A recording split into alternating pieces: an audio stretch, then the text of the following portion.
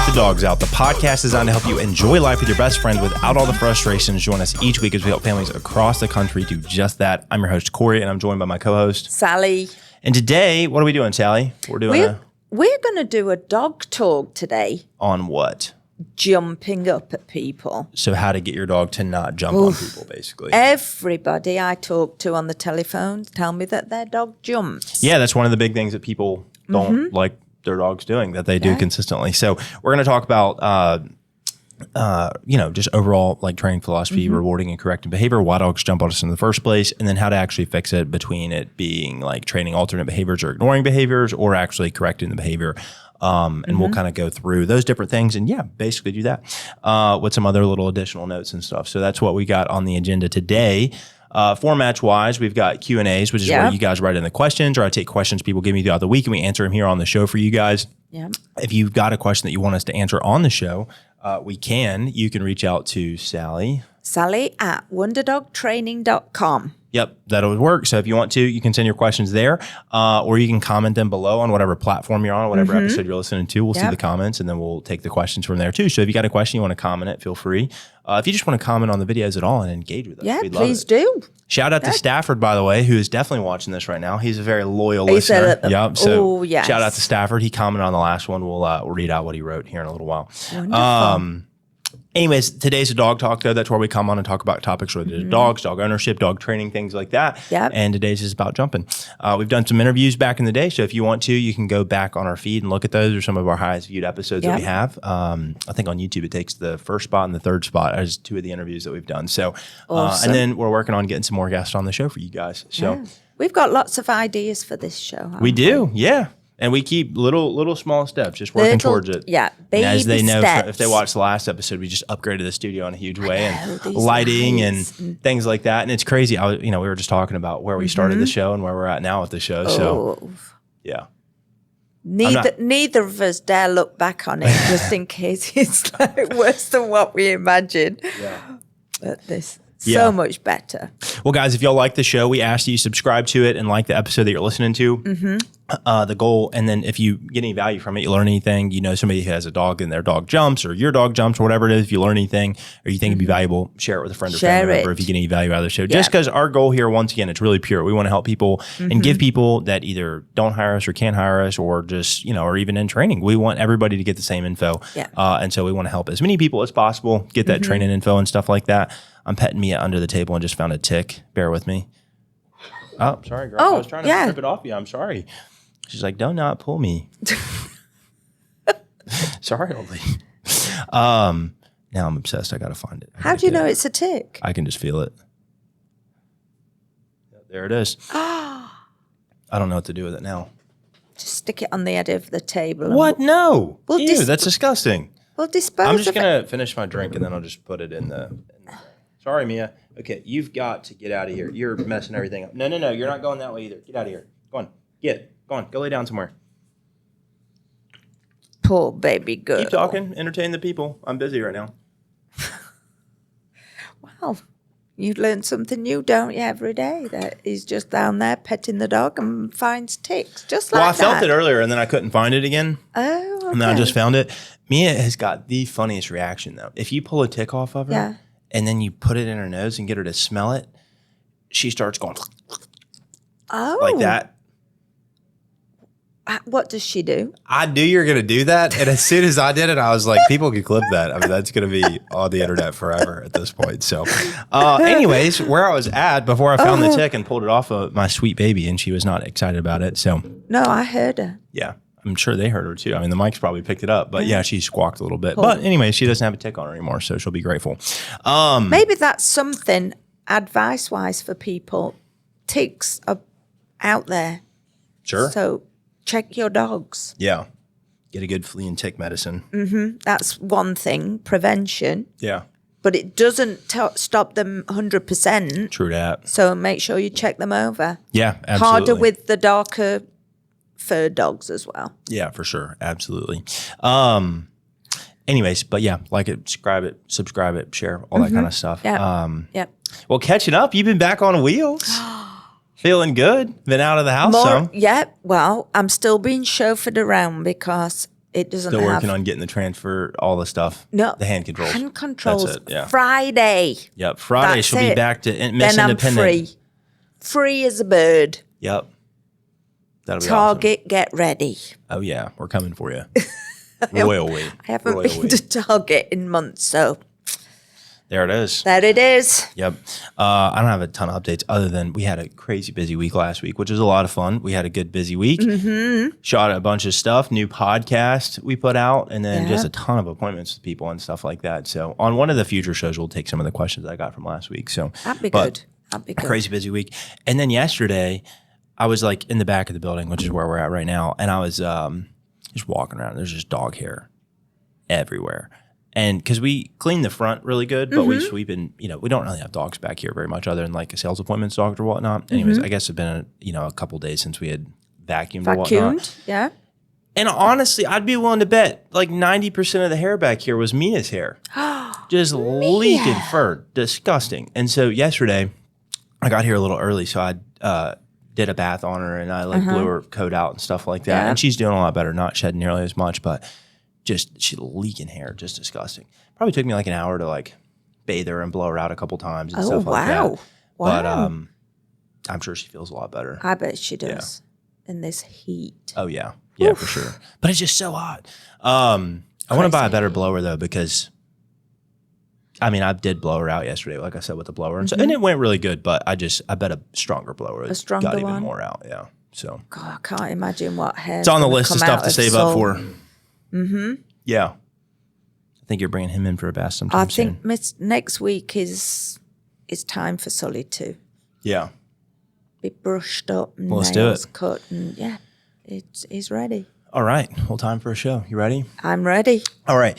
So today we're talking about why dogs jump, how to fix it, basically. That's kind of like the two big things. So this is kind of like very similar. I want to take like all the big big problems that people come to us with and kind of do like we did with the puppy nipping episode where we just broke it down, absolutely. how to fix it, all that kind of stuff. Well, speaking of, if you have a puppy that does puppy nipping, go back and listen to that episode. And then we did a ton of stuff on puppies at the beginning of the year because everybody gets puppies at the beginning of the year and stuff. So with that being said, I'd highly recommend going back and checking out some of those older episodes.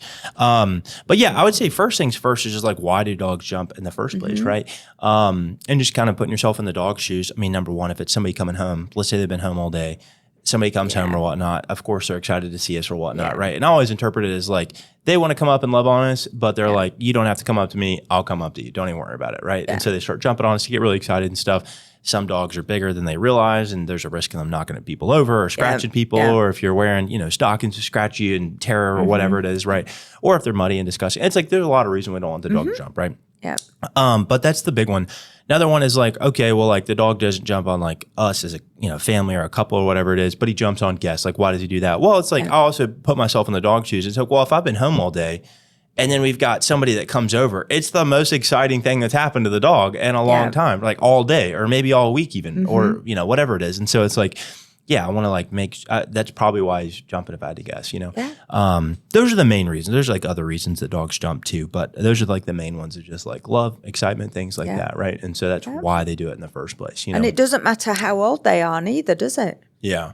Yeah, because some people say that too, though. It's like, oh, I'm sure like outgrow this behavior. It's like, well, no, if we keep reinforcing it or like don't train it out, it probably just won't go just away. keep doing it. Yeah. So that's kind of overall, I guess, like why dogs jump, in the first place. Like I said, there's some other like behavioral issues. Like dogs will jump sometimes when they're stressed. It's called heightened posture and stuff like that. So they'll jump up when they're stressed to make themselves bigger or whatever it is. But for the most part, what we're talking about today is dogs jumping because they're excited to see us and want to love on us and stuff, right? Yeah. So overall, there's kind of like, we teach all of our new trainers this whenever they first get started with training dogs or whatnot. Like if you want a behavior to continue, reinforce the behavior. If you want a behavior to stop, correct the behavior, right? Yeah.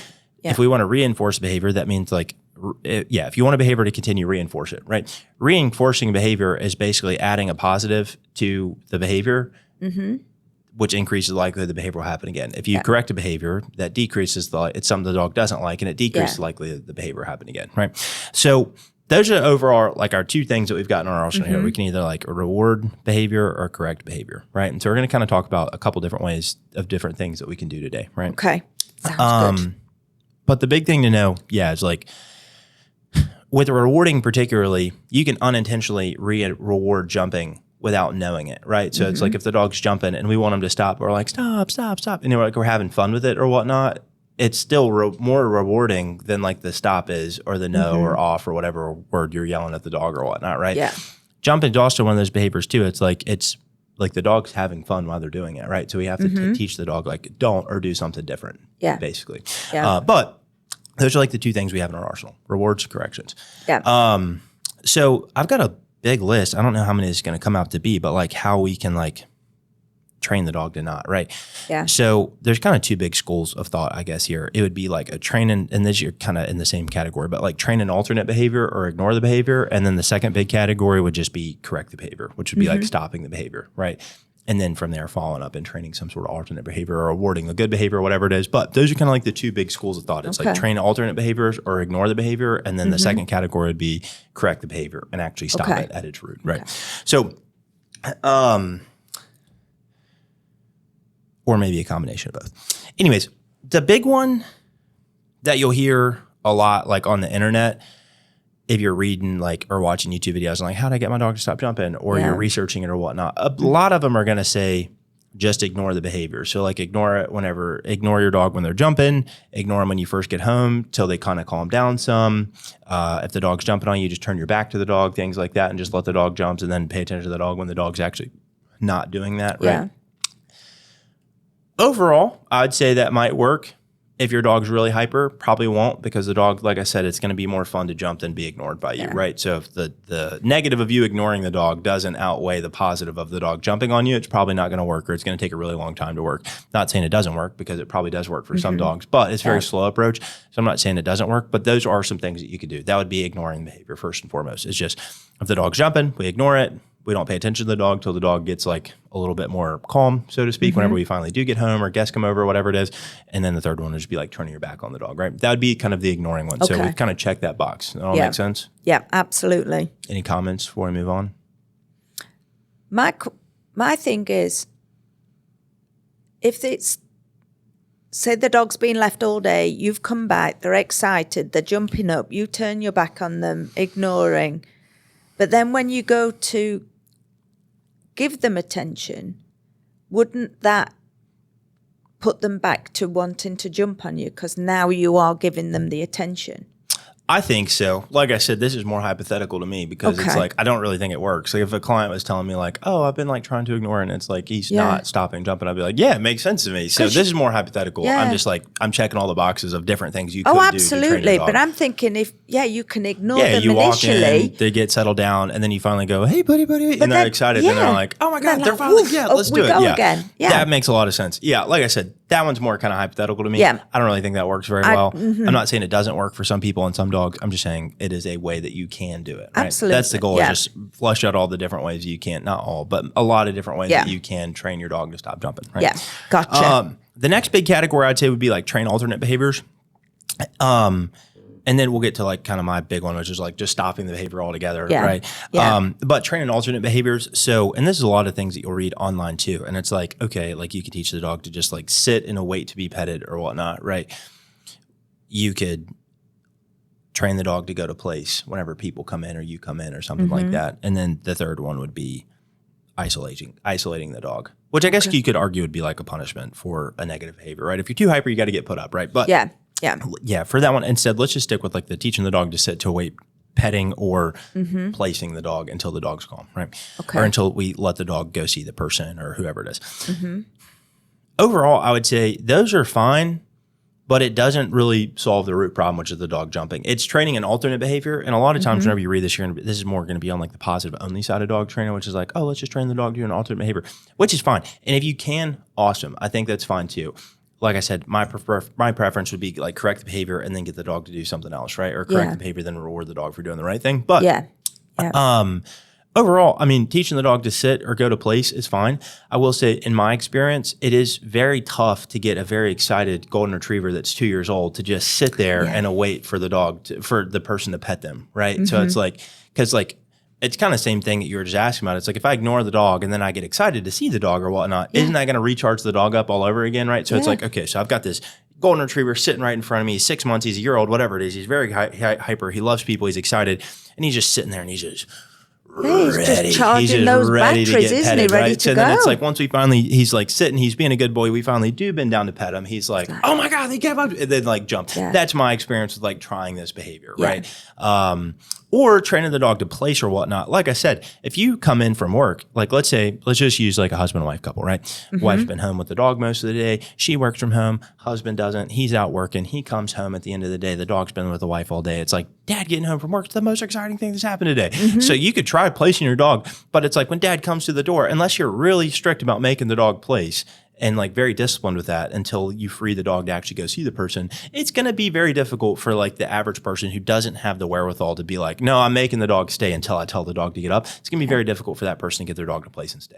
Not saying it's impossible. We have trainers at our team that love doing that and doing that exercise for people, like place and stay when people come in. I think it's a great thing. Not my personal preference. As a trainer, I prefer to just correct the behavior, let the dog be excited, correct the behavior, all four on the floor. Now you can be excited, tippy toes, all that kind of stuff, or, getting excited. But it's going to be very tough if you don't actually make the dog stay until they're told to get up, basically, right? That's a big one. We got to make sure that the dog understands, hey, I'm supposed to stay until I'm told to get up.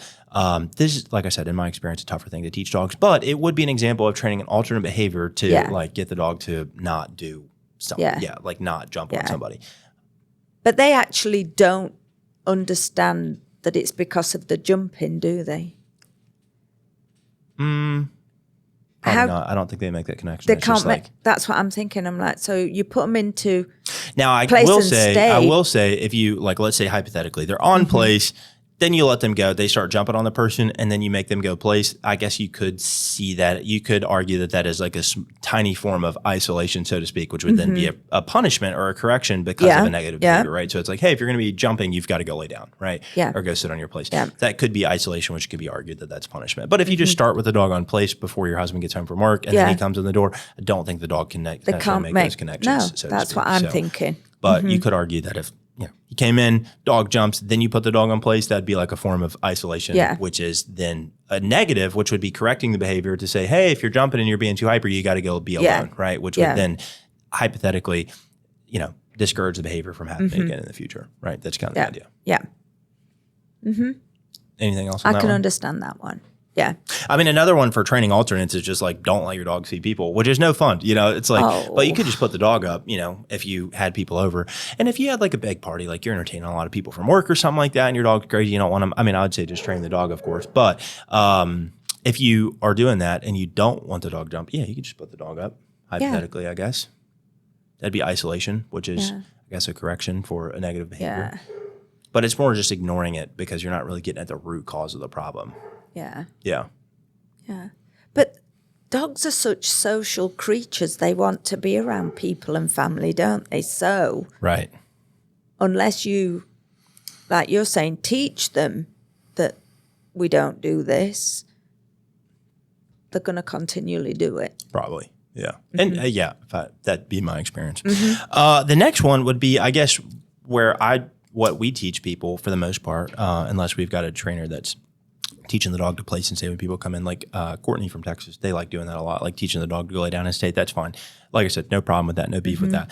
However, my preference is just stop the behavior and then reward the good behavior, right? So it's like dog jumps, I give the dog a correction. Once all four is on the floor, then I reinforce the dog by petting the dog, giving the dog food, things like that, right? That's my preference because I think it works the best and it's the most reliable, right? It's like I show the dog what not to do plus what to do, right? That's balance training, right? If I've got my scale here, treats, praise, love, toys, etc. on one side, correction on the other, the goal is to balance those two things out. Or hopefully I end up with a dog in the middle that I don't need to shake a bag of snacks at and I don't need to correct all the time either, right? That's my preference. That seems to work really well for a lot of people and a lot of dogs. And we've trained thousands of dogs and it works really well. So sure does. How can we do that? Well, I would say the first thing is, once again, remember, this is not just all negative. We're trying to, once again, show the dog what not to do, but then reward them for doing the right thing, right? So that's the big thing to kind of underline all of this about like how to correct your dog for actually jumping, right? So let's jump in. So number one, if the dog's actually jumping on you, my favorite one, or there's kind of two here, it's just using your body. So it could be you using your knee to get the dog off you or using spatial pressure. So using your knee would be giving your dog like a pop with your knee kind of on their stomach or chest area or whatnot to tell your dog, hey, please stop jumping on me, right? So the dog jumps, I give the dog a little pop with my knee, all fours on the floor, then I bend down and pet the dog and reward the dog, or I give the dog snacks or something like that, right? That's setting a line that says, hey, do not jump on me, please, right?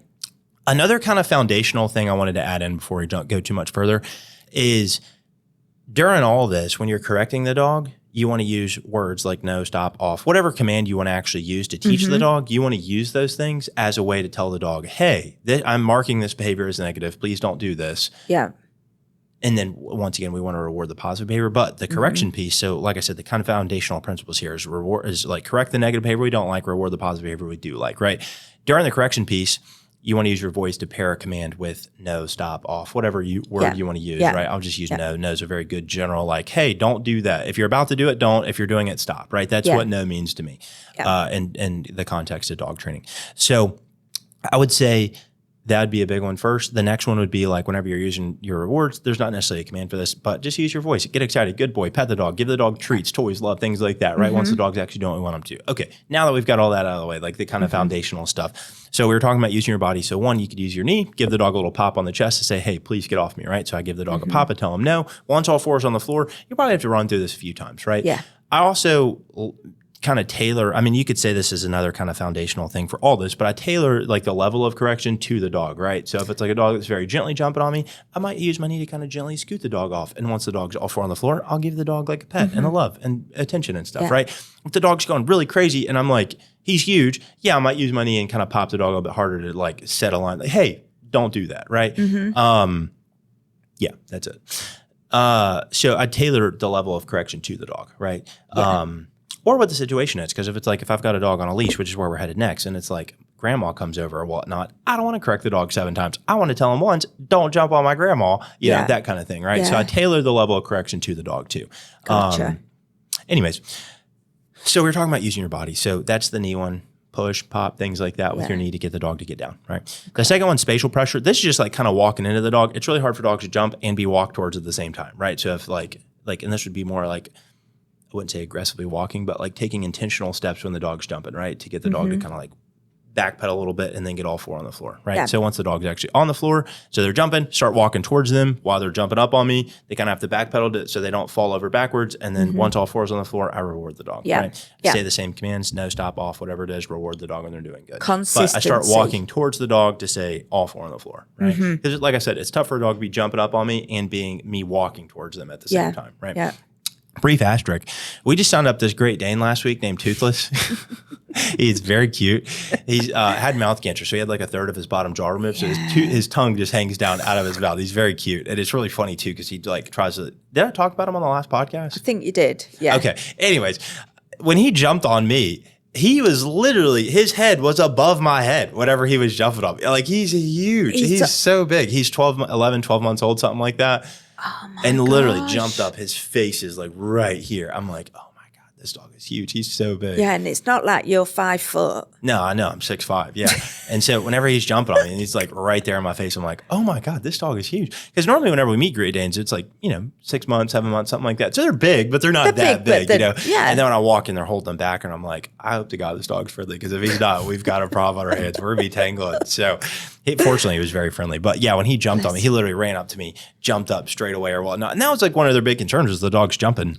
Yeah. And I was like, yeah, we were talking about them because about not wanting to use corrections and stuff. Correct. That was it. Yes. But whenever he was jumping, like that was one of their big things. Like he could hurt somebody, knock somebody over. I'm like, yeah, he could knock me over. I'm 6'5" and like in great shape, and like he could knock me over. So, but that one I just kind of I don't actually remember how I got him. I probably just like kind of pushed him back off me or something like that. I can't really remember, but anyways, going back to the list. So that's using your body. So knee, spatial pressure. The second one is just using a leash. Another big thing you can do is whenever you have guests come over, just have your dog on a leash. Start them off on a leash because you can control the dog. Normally, most dogs are hyper for like 5-10 minutes, and then after that, they just settle down. They chill out. So a big one is just like put your dog on a leash whenever guests get over there. Now, how can you fix this? If you're just using a flat collar, you're just giving the dog a pop on the leash. It's the same correction whether it's a flat collar, slip lead, prong collar, any sort of collar device. It's basically like that's a leash is hooked up to. It's the same correction. It's just if like there's slack on the leash, I give the dog a snap on the leash and I pull this, I snap the slack out of the leash, give the dog a correction. All 4 on the floor, I reward the dog, right? Yeah.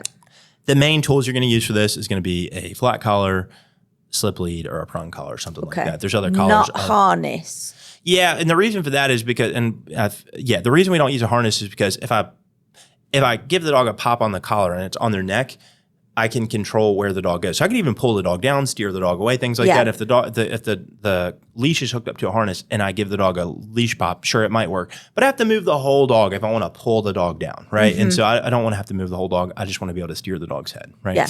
Okay. So anyways, leash, I was going to go through these specifically, but they're all the same. It's like I said, flat collar, martingale collar, slip lead, prong collar, star mark collar, all those collars, anything that a leash hooks up to collar wise, you can do the same correction. It's just give, snap, and then once the dog's all four on the floor, once I snap, I'm going to pair it with no stop off, whatever the word is. Once the dog's on the floor, I'm either going to pet the dog myself, I'm going to have the guest pet the dog, the person that came home that's in the family pet the dog, whatever it is, to reward the dog when all four is on the floor, right? That all makes sense, right? Absolutely. The key there is all four on the floor. Right.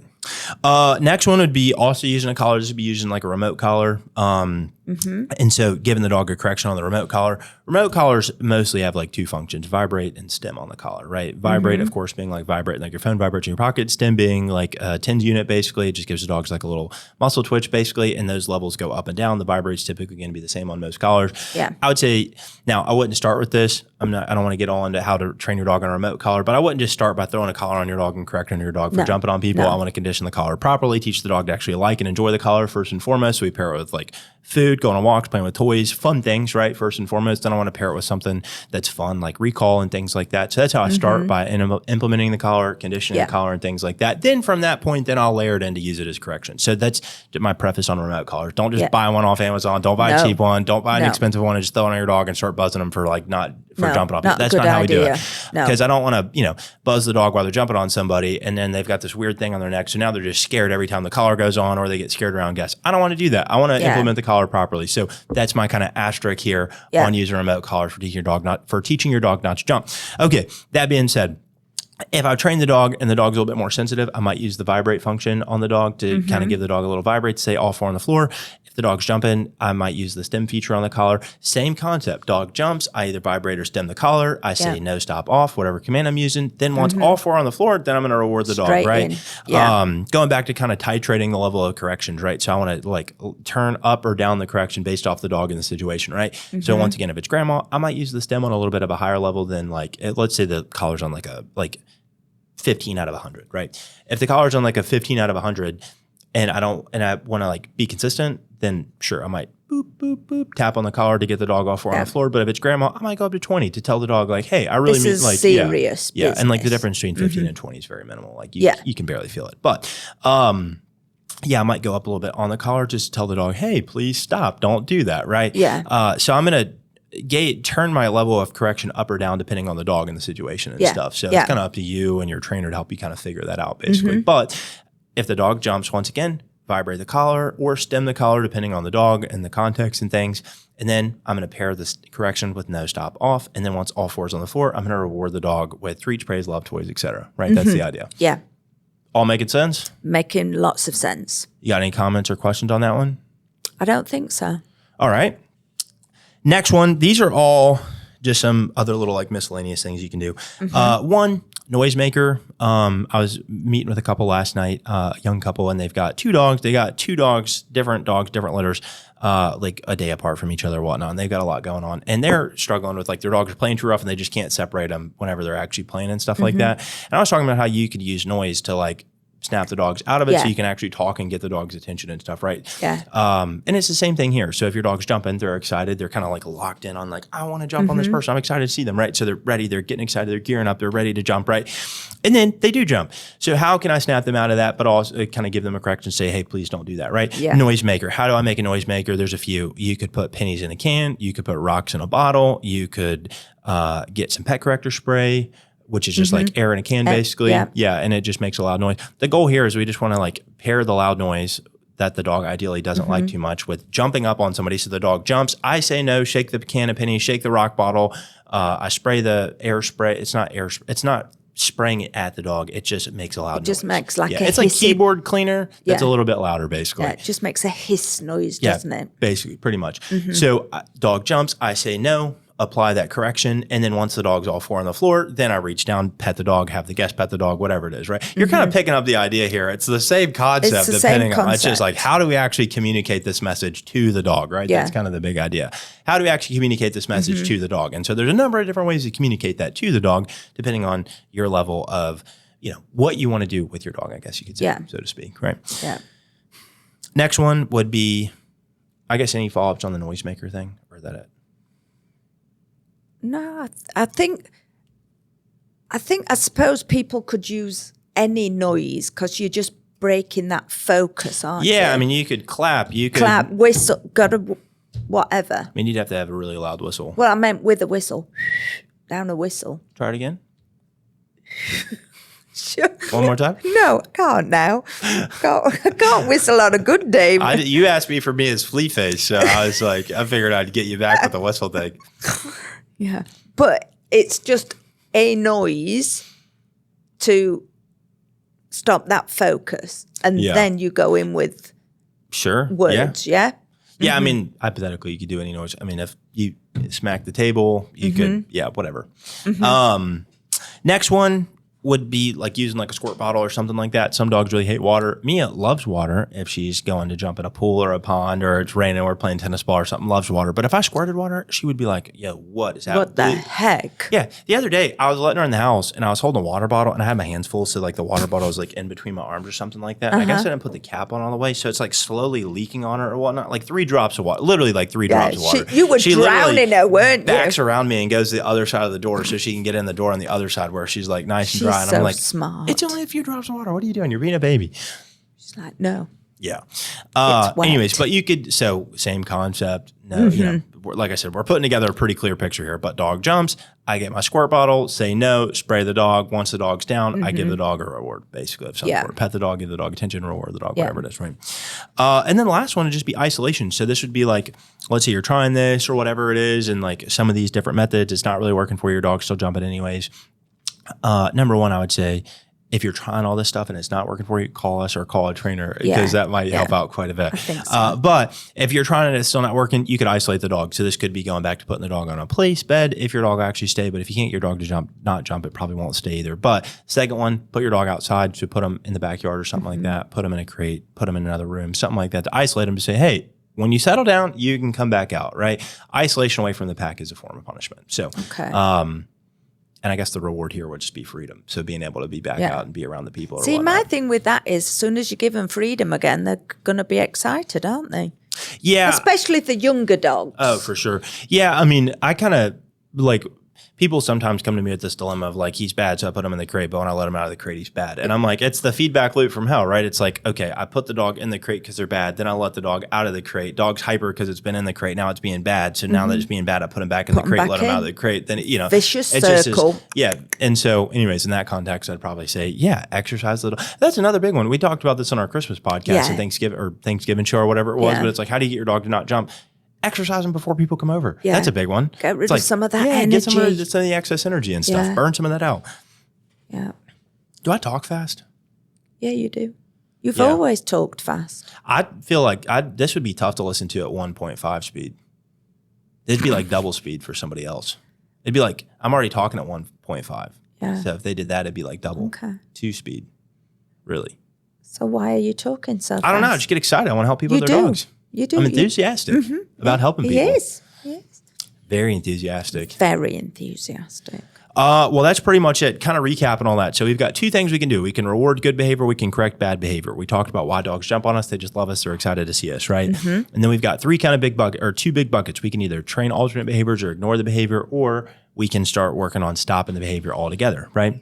Whenever it comes to training alternates, we talked about teaching your dog to just sit and wait to be petted, placing in stand, and then we talked about isolation, and then overall just ignoring the behavior, right? Yeah. And then for the correcting piece, we talked about first and foremost, we want to correct bad behavior in the moment at a precise time, and then reward the behavior that we do want with treats, praise, love, toys, etc. Yeah. Right? So we also talked about how every time the dog does do the thing, we do apply correction. We want to pair that with a word like no, stop, off, something like that to actually get the dog to stop doing the thing, but also pair a word with a correction so that eventually if I just tell the dog no, the dog just doesn't jump or whatever it is, right?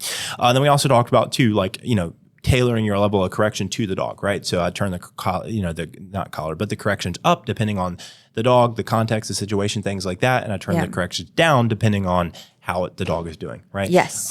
Or the severity of the situation. Like I said, if the dog's jumping on grandma and he can knock grandma over and she breaks a hip, that is worth a little bit of a higher correction, like one time instead of it just being jumping on me. And it's like, yeah, we can take our time and work this out and let the dog kind of work through it, right?